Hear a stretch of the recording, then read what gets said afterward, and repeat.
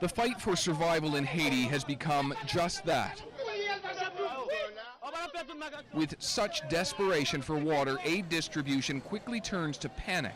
Those who lived through the quake now face new dangers and must struggle, often alone. It's not good like that, okay? It's not good like that. We've had nobody come to help, says this man. We see the aid planes arrive, but nobody has come.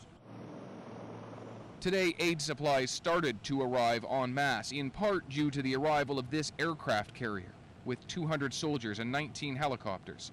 Many Haitians, though, are angry that those helicopters aren't dropping supplies more often.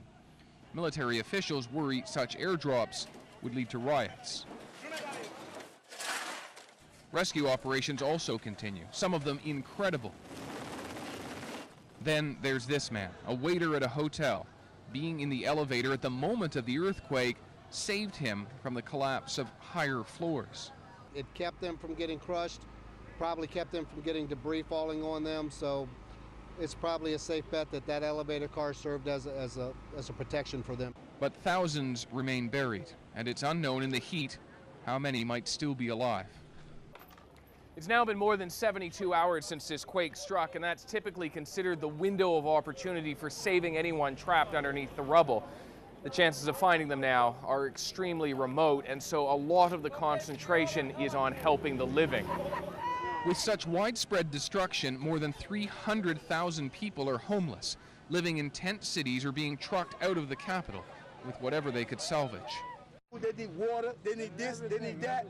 Nobody's not helping, so they're trying to fend for themselves. Medical care remains rudimentary. In some cases, damaged limbs are amputated. The patient then sent away, even if they don't have a home to go to. Police are collecting bodies in the streets and burying them in mass graves.